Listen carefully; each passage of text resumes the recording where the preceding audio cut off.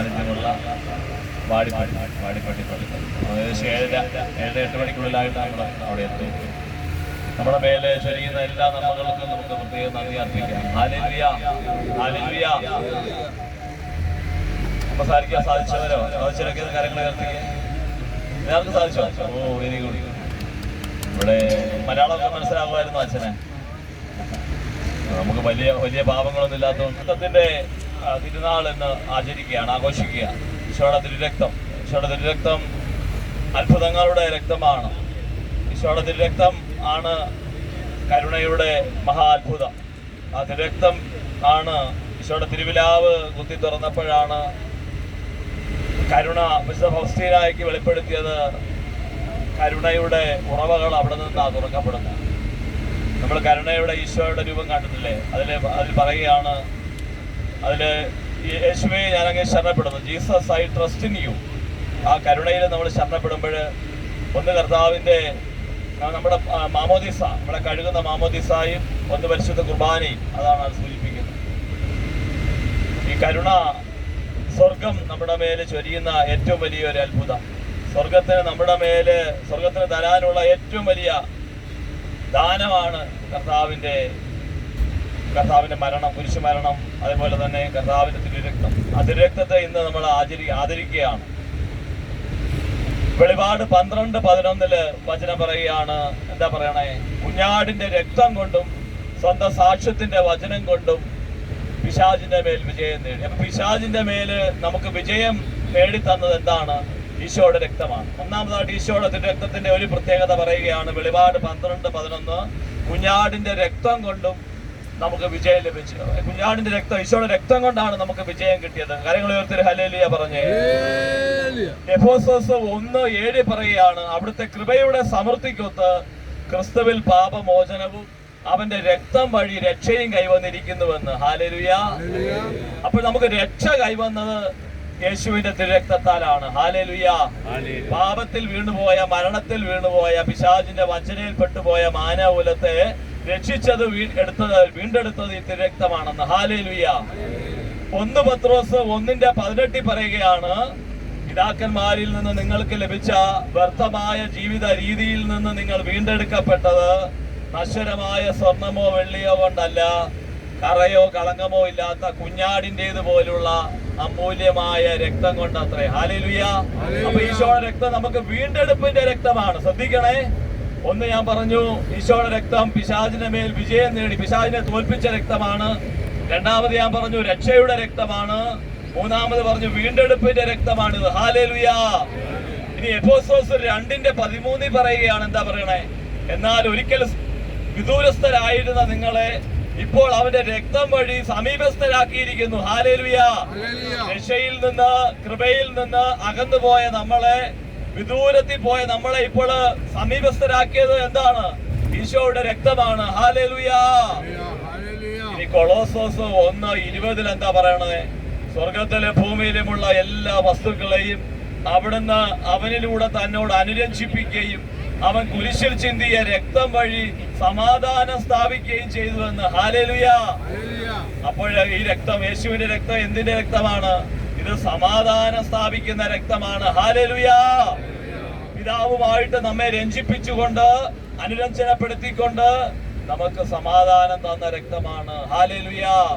നമ്മളിപ്പോഴും അനുരഞ്ജന കൂദാശ നടത്തിയില്ലേ? അനുരഞ്ജന കൂദാശയിൽ നമുക്കിപ്പോഴാ പാപമോചനം കിട്ടിയത് എങ്ങനെയാ? ആ കൃപ കിട്ടിയത് എങ്ങനെയാ?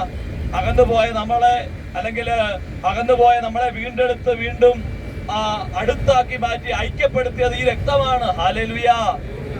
ഹല്ലേലൂയ. പുറപ്പാടിന്റെ പുസ്തകം 12:23 പറയുകയാണ്, നിങ്ങളുടെ 2 മേൽപ്പടകളിലും കട്ടളക്കാലുകളിലും രക്തം കാണുമ്പോൾ കർത്താവ് നിങ്ങളുടെ വാതിൽ പിന്നിട്ട് കടന്നു പോകും. സംഹാര ദൂതൻ നിങ്ങളുടെ വീടുകളിൽ പ്രവേശിച്ച് നിങ്ങളെ വധിക്കാൻ അവിടുന്ന് അനുവദിക്കുകയില്ല. അപ്പൊ എന്താ അതിന്റെ അർത്ഥം? നമ്മുടെ സംഹാര ദൂതനെ ആട്ടി അകറ്റിയ രക്തമാണിത്. ഹല്ലേലൂയ. പഴയ നിയമത്തിലെ പെസഹായില് അറക്കപ്പെട്ട കുഞ്ഞാടിന്റെ രക്തം ഇസ്രായേൽ മക്കളുടെ ഭവനങ്ങളിലെല്ലാം തളിക്കും.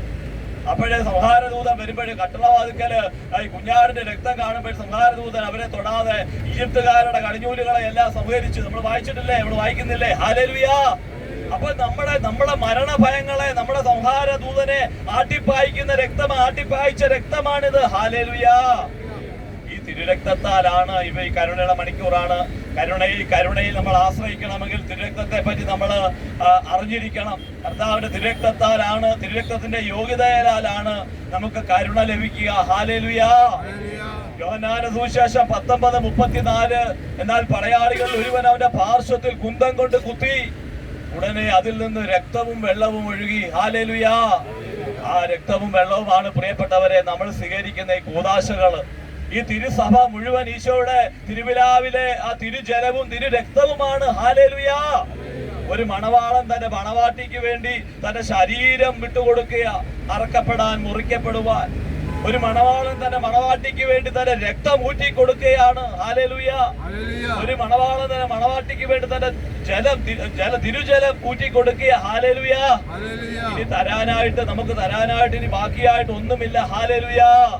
ഇനി നമുക്ക് ചെയ്യാനായിട്ട് ഒന്നേ ഉള്ളൂ, അവനെ സ്നേഹിക്കുക. ഒന്ന് പറഞ്ഞ, യേശുവേ ഞാൻ അങ്ങയെ സ്നേഹിക്കുന്നു, ഈശോയെ ഞാൻ അങ്ങയെ സ്നേഹിക്കുന്നു, ഈശോയെ ഞാൻ അങ്ങയിൽ ആശ്രയിക്കുന്നു, ഈശോയെ ഞാൻ അങ്ങയെ സ്നേഹിക്കുന്നു, ഈശോയെ ഞാൻ അങ്ങയെ സ്നേഹിക്കുന്നു. ഈശോയുടെ കരുണ മനസ്സിലാക്കണമെങ്കിൽ പ്രിയപ്പെട്ടവരെ, സ്നേഹം ഇല്ലാത്ത വ്യക്തിക്ക് കരുണ മനസ്സിലാക്കാനോ കരുണ കൊടുക്കുവാനോ കരുണ സ്വീകരിക്കുവാനോ സാധിക്കുകയില്ല. ക്ഷമിക്കാൻ പറ്റാത്ത വ്യക്തിക്ക്, ക്ഷമിക്കപ്പെടാൻ സാധിക്കാത്ത വ്യക്തിക്ക് കരുണ സ്വീകരിക്കാനായിട്ട് സാധിക്കില്ല. ഹല്ലേലൂയാ. കർത്താവ് എങ്ങനെയാണ് ഈ കരുണയുടെ മഹാ ഉറവിടമായിട്ട് കർത്താവ് മാറിയത്? കാൽവരി കുരിശിൽ മാനവകുലത്തിന്റെ മുഴുവൻ പാപഭാരങ്ങളും ഏറ്റെടുത്തുകൊണ്ട് അവൻ മരിക്കുമ്പോൾ ലൂക്കാ 23:34 തിരുമൊഴി പറയുകയാണ്, പിതാവേ ഇവർ ചെയ്യുന്നത് എന്തെന്ന് ഇവർ അറിയുന്നില്ല, ഇവരോട് ക്ഷമിക്കണമേ എന്ന് പറഞ്ഞുകൊണ്ട് ക്ഷമയുടെ രക്തമാണ് തിരുരക്തം. ഹല്ലേലൂയാ. നമുക്ക് ആ യോഗ്യത കിട്ടണമെങ്കിൽ നമ്മൾ ക്ഷമിക്കണം പ്രിയപ്പെട്ടവരെ. ക്ഷമിക്കുന്ന വ്യക്തിക്ക് മാത്രമേ കരുണ സ്വീകരിക്കാനായിട്ട് സാധിക്കൂ. ഹല്ലേലൂയാ.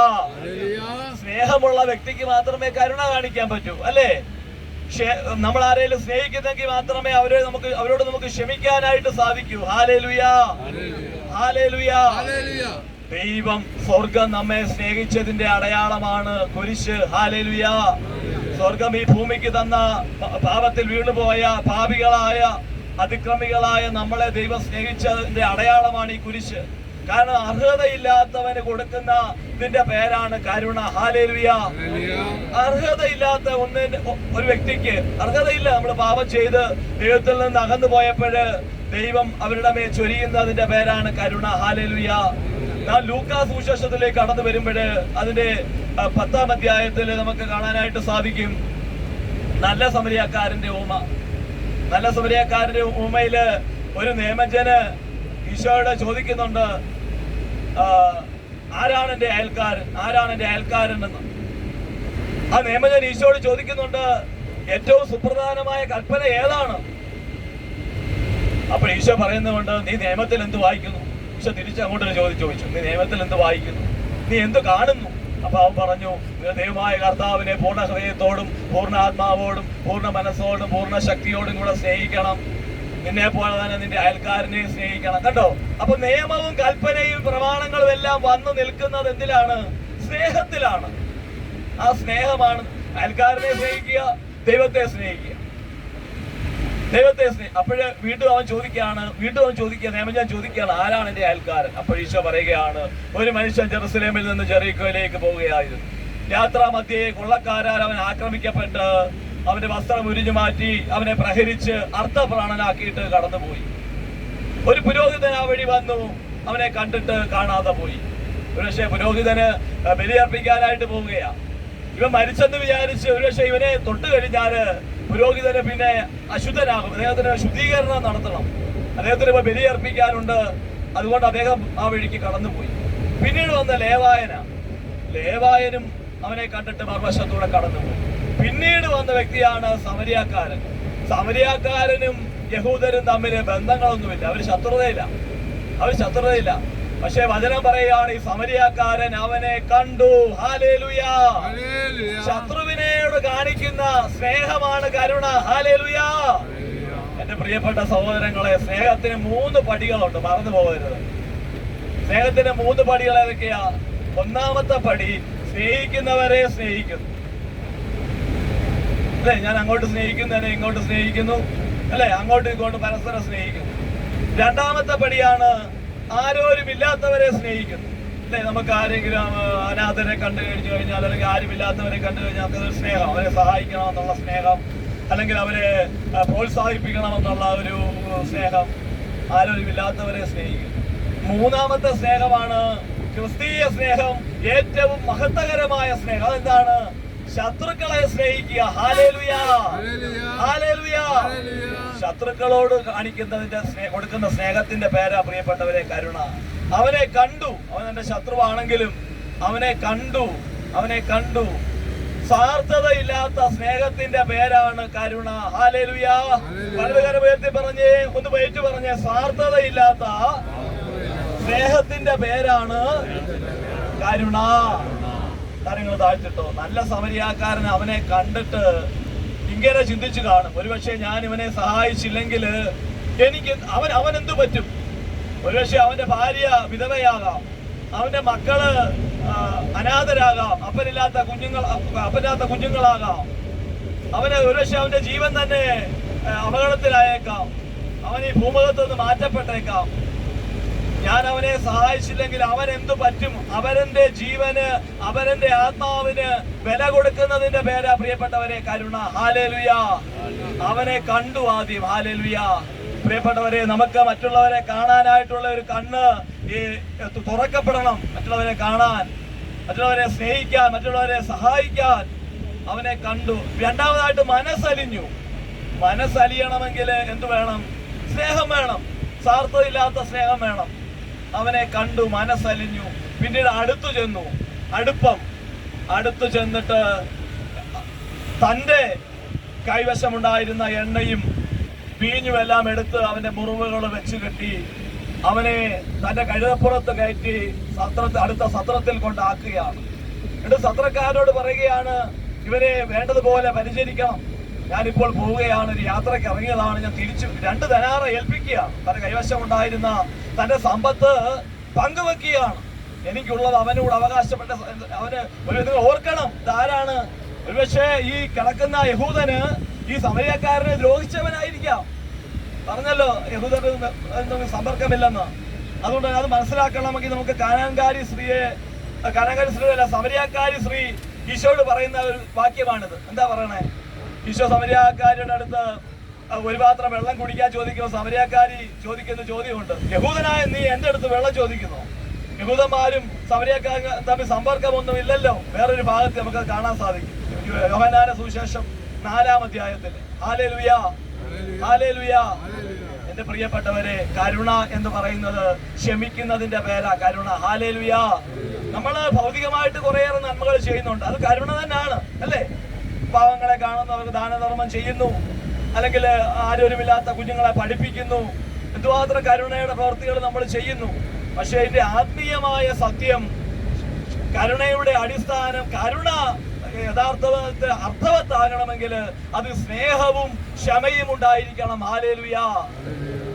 പ്രത്യേകിച്ച് ഏത് വ്യക്തിക്കും കർത്താവിന്റെ കരുണയിൽ ആശ്രയിക്കാനായിട്ട് അവസരമുണ്ട്. ഏത് കൊടുംപാവിക്കും കർത്താവിന്റെ കരുണയെ പറ്റി വിശുദ്ധ മരിയ ഫൗസ്റ്റീന കൊവാൾസ്കാണ് ദർശനമുണ്ടായത്.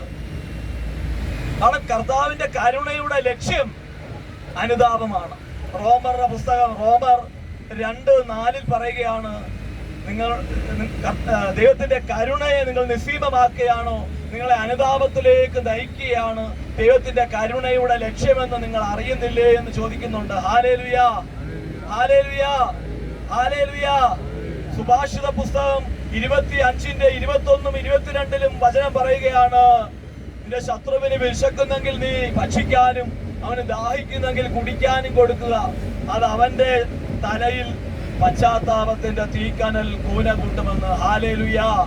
ഇതേ വാക്യം തന്നെ പൗലോസ്ലീഹ എടുത്തെഴുതിയിട്ടുണ്ട് റോമർ 12:20. ഇതേ വാക്യം തന്നെ കണ്ടോ. അപ്പൊ എന്തുമാത്രം അതിന്റെ അർത്ഥമുണ്ട് പ്രിയപ്പെട്ടവരെ. ഹല്ലേലൂയ.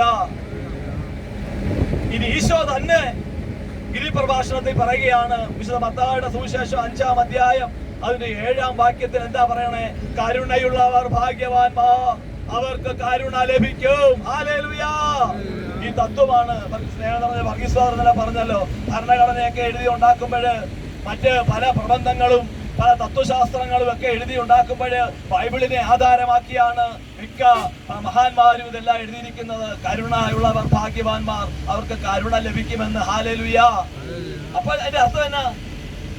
വീണ്ടും പറയാ, ലൂക്ക 6:36, നിങ്ങളുടെ സ്വർഗസ്ഥനായ പിതാവ് കരുണയുള്ളവനായിരിക്കുന്നത് പോലെ നിങ്ങളും കരുണയുള്ളവരായിരിക്കുവിൻ. ഹല്ലേലൂയ.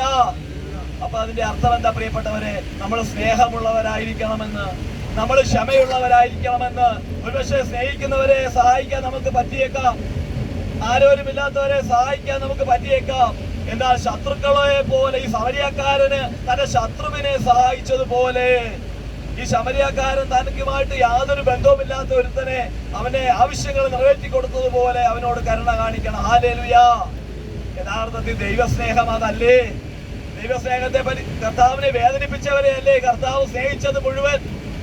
3 പ്രാവശ്യം തള്ളിപ്പറഞ്ഞവനോട് ഈശോ ഉയർത്തെഴുന്നേറ്റ് വന്നിട്ട് എന്താ പറയണേ? ഈശോ എന്നാ പറയണേ? Peter, you love me?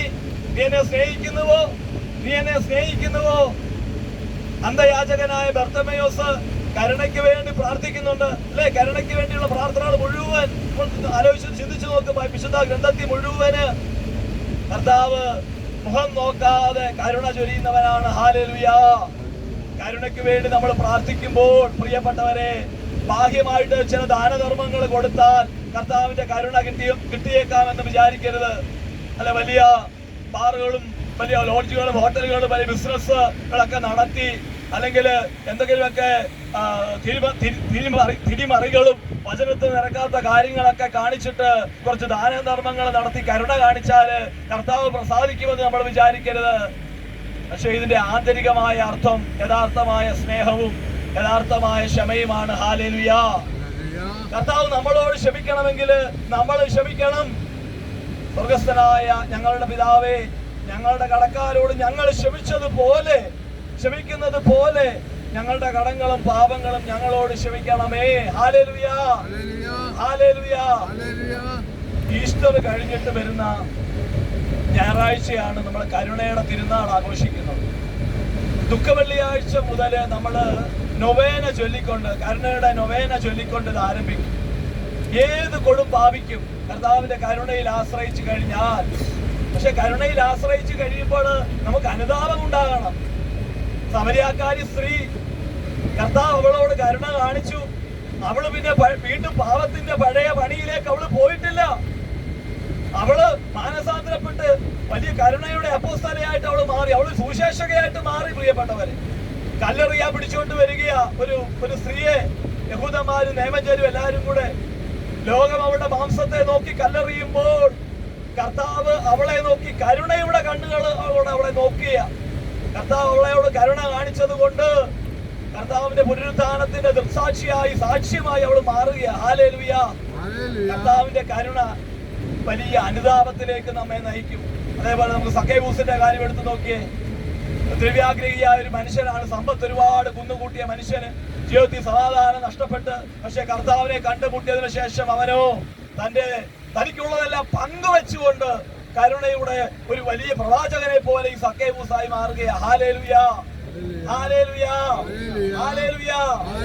കരുണയ്ക്ക് വേണ്ടി നമ്മൾ പ്രാർത്ഥിക്കുമ്പോൾ ദാനധർമ്മങ്ങളും മറ്റ് കാരുണ്യ പ്രവർത്തികളും വളരെ നല്ലതാണ്. അതിന്റെ ആധ്യാത്മിക വശങ്ങളാണ്. പക്ഷേ ശത്രുക്കളോടുള്ള സ്നേഹമാണ്, ദ്രോഹിച്ചവന് വേണ്ടി പ്രാർത്ഥിക്കുന്നത്, അവരെ അനുഗ്രഹിച്ച് പ്രാർത്ഥിക്കുന്നത്, ഇതെല്ലാം കരുണയുടെ അടിസ്ഥാന കാര്യങ്ങളാണ്. ഹല്ലേലൂയ. കരങ്ങൾ ഉയർത്തി ഒരിക്കലും സ്തുതിച്ചേ എല്ലാവരും. ഹല്ലേലൂയ. ഹല്ലേലൂയ. ഹല്ലേലൂയ. ഹല്ലേലൂയ. ഹല്ലേലൂയ. യേശുവേ, ദാവീദിന്റെ പുത്രാ, പാപിയായ എന്റെ മേൽ കനിയണമേ. കർത്താവായ യേശുവേ, ദാവീദിന്റെ പുത്രാ, പാപിയായ എന്റെ മേൽ കനിയണമേ. കർത്താവായ യേശുവേ, ദാവീദിന്റെ പുത്ര, പാപിയായ എന്റെ മേൽ കനിയണമേ. ദാനധർമ്മത്തെ കണ്ണിന്റെ കൃഷ്ണമണി പോലെയാണ് കർത്താവ് കാണുന്നത്. പ്രിയപ്പെട്ടവരെ, നമ്മൾ കരുണ കാണിക്കുമ്പോൾ സ്വർഗത്തിലെ ദൈവം നമ്മോട് കരുണ കാണിക്കുക.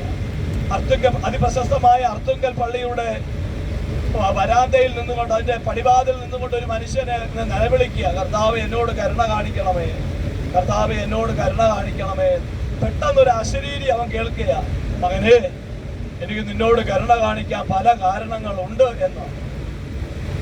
3 ദിവസം പട്ടിണിയിലായിരുന്ന നിനക്ക് കിട്ടിയ ഒരു പിടി ചോറിൽ നിന്ന്, വറ്റിൽ നിന്ന്, നിന്റെ ചൂണ്ടുവിരലിന്റെ അറ്റം കൊണ്ട് നീ നിന്റെ കൂട്ടുകാരന് തോണ്ടിക്കൊടുത്ത ആ വറ്റിന്റെ സ്വാദ് എന്റെ നാവിലുണ്ട് എന്ന്. Hallelujah, hallelujah. പ്രിയപ്പെട്ടവരെ, മറ്റുള്ളവരോട് നാം ക്ഷമിക്കുമ്പോൾ, കരുണ കാണിക്കുമ്പോൾ, സ്നേഹിക്കുമ്പോൾ സ്വർഗം നമ്മളോടും കരുണ കാണിക്കും. ഹല്ലേലൂയ. നമ്മളോട് ക്ഷമിക്കും. ഹല്ലേലൂയ. നമ്മൾ കരുണ കാണിക്കാതെ നമ്മുടെ വാതായനങ്ങൾ തുറക്കപ്പെടുകയില്ല. പ്രിയപ്പെട്ടവരെ, പരിപൂർണമായിട്ട് കർത്താവിൽ നമ്മൾ ആശ്രയിക്കുമ്പോൾ നമ്മുടെ ജീവിതത്തെ പരിപൂർണമായിട്ട് നമ്മൾ വിട്ടുകൊടുക്കണം. ഹല്ലേലൂയ. ശത്രുക്കളെ സ്നേഹിക്കണമെങ്കിൽ അത് നമ്മുടെ ബുദ്ധി കൊണ്ട് നമുക്ക് സാധിക്കത്തില്ല. അത് ഞാൻ നേരത്തെ പറഞ്ഞതുപോലെ സ്നേഹവും ക്ഷമയും പരിശുദ്ധാത്മാവിന്റെ ഫലങ്ങളാണ്. അതേപോലെ കരുണ എന്നത് പരിശുദ്ധാത്മാവിന്റെ സ്വഭാവമാണ്. ഹല്ലേലൂയ. അപ്പൊ പരിശുദ്ധാത്മാവിന്റെ ശക്തി കൊണ്ട് മാത്രമേ, ദൈവാത്മാവിന്റെ ശക്തി കൊണ്ട് മാത്രമേ, തികഞ്ഞ ദൈവാശ്രയം കൊണ്ട് മാത്രമേ നമുക്കിത് സാധിക്കുകയുള്ളൂ. Hallelujah, hallelujah. നമ്മുടെ മുമ്പില് അങ്ങനെ കരുണ കാണിച്ച് എത്രയോ സാക്ഷികളുണ്ട്. വിശുദ്ധയാകാൻ പോകുന്ന, ഇപ്പൊ നമ്മുടെ വാഴ്ത്തപ്പെട്ട നിൽക്കുന്ന റാണി മരിയ സിസ്റ്റർ, അങ്ങനെ എത്രയോ വിശുദ്ധരുടെ ചരിത്രം നമുക്കറിയാം.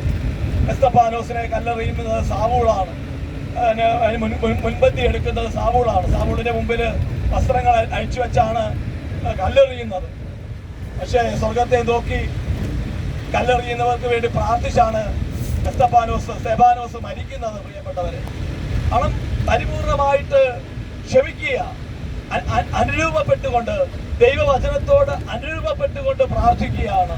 അതിന്റെ പേരാണ് ക്ഷമ. ഹല്ലേലൂയ. അപ്പൊ ഈ മണിക്കൂറിൽ കർത്താവിന്റെ കരുണയ്ക്ക് വേണ്ടി നമുക്ക് പ്രാർത്ഥിക്കാം. കരുണയ്ക്ക് തടസ്സമായിട്ട് നമ്മുടെ ജീവിതത്തിൽ നിൽക്കുന്നതെല്ലാം നമുക്ക് ഈ നിമിഷം നമുക്ക് അനുദപിക്കാം.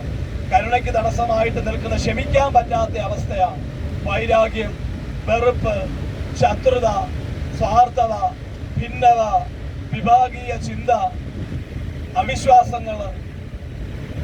എന്റെ ദൈവം എന്നോട് ക്ഷമിക്കുമോ? അപകർഷതാബോധങ്ങള്, കുറ്റബോധങ്ങള്, ഇതെല്ലാം കരുണയ്ക്ക് വിപരീതമായിട്ടുള്ള സംഗതികളാണ്. ഇതെല്ലാം എടുത്തു മാറ്റിക്കൊണ്ട് പരിപൂർണമായിട്ട് ഞാൻ എന്നോട് തന്നെ ക്ഷമിക്കാൻ തയ്യാറാകണം. എന്റെ കുടുംബത്തോട് ക്ഷമിക്കാൻ തയ്യാറാകണം. എന്റെ സഹോദരങ്ങളോട് ക്ഷമിക്കാൻ തയ്യാറാകണം. എന്റെ പ്രകൃതിയോട്, സമൂഹത്തോട് ഞാൻ ക്ഷമിക്കാൻ തയ്യാറാകണം. എന്റെ ദൈവത്തോട് ഞാൻ ക്ഷമിക്കാൻ തയ്യാറാണ്. എങ്കിൽ മാത്രമേ നമുക്ക് പൂർണ്ണമായി സമാധാനം സ്വീകരിക്കുവാനായിട്ട് സാധിക്കുകയുള്ളൂ. Hallelujah, hallelujah. ഒരിക്കൽ കൂടി ഏറ്റു പറഞ്ഞ കർത്താവായ ഈശോയേ, ദാവീദിന്റെ പുത്ര, ഭാവിയായ എന്റെ മേൽ കരുണയായിരിക്കണമേ. എല്ലാവരും പറഞ്ഞു ഇതാ നസറേയനായ യേശു പോകുന്നതെന്ന്. അവിടെ വഴിയരികിൽ ഇരിക്കുകയായിരുന്നു ബർത്തമേയുസ് എന്ന അന്ധയാചകന്. നസറേയനായ യേശു പോണെന്ന് പറഞ്ഞപ്പോൾ അവൻ വിളിക്കേണ്ടത് എന്താണ്? നസറേയനായ യേശുവേ എന്റെ മേൽ കനിയണമേ എന്നല്ലേ?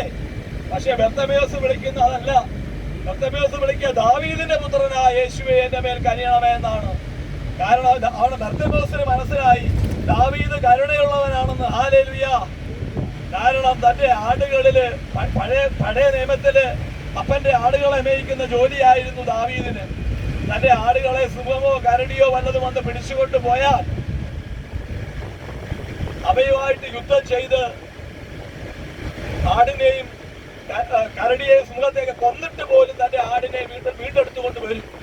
അങ്ങനെയാണെങ്കിൽ ദാവീദിന്റെ പുത്രനോ തന്റെ പ്രിയപ്പെട്ട മക്കളെ ശത്രു പിടിക്കാൻ വന്നാൽ തന്നെ കൊന്നുകൊണ്ട് തന്നെ ബലിയായി നൽകിക്കൊണ്ട് വീണ്ടെടുക്കുന്നവനാണെന്ന്. Hallelujah, hallelujah. തന്റെ ജീവനെ നൽകി ബലിയായി തന്റെ ആടുകൾക്ക് വേണ്ടി അർപ്പിച്ച ഒരു നല്ല ഇടയൻ നമുക്കുണ്ട്. ഹല്ലേലൂയ. ഈ മണിക്കൂറിൽ അവന്റെ കരുണയിൽ നമുക്ക് പരിപൂർണമായിട്ട് ആശ്രയിക്കാം. ഹല്ലേലൂയ. കർത്താവിന്റെ തിരുരക്തത്തിൽ നമുക്ക് ആശ്രയിക്കാം. ഹല്ലേലൂയ. ഒരിക്കൽ കൂടി ഏറ്റു പറഞ്ഞേ, കർത്താവേ അങ്ങയുടെ തിരുരക്തത്താൽ ഞങ്ങളെ കഴുകണമേ. കരുണയ്ക്ക് തടസ്സമായി ഞങ്ങളുടെ വ്യക്തി ജീവിതത്തിലും കുടുംബ ജീവിതത്തിലും പ്രവർത്തിക്കുന്ന എല്ലാ കാര്യങ്ങളെയും അങ്ങ് നിർവീര്യമാക്കണമേ. യേശുവേ, ഞാൻ അങ്ങയിൽ ശരണപ്പെടുന്നു. യേശുവേ, ഞാൻ അങ്ങയിൽ ശരണപ്പെടുന്നു. അവിടുത്തെ കരുണയുടെ കടലിൽ ഞങ്ങളെ മുക്കണമേ. ഞങ്ങൾ ആശ്രയിക്കുന്നു, ഞങ്ങൾ ശരണപ്പെടുന്നു.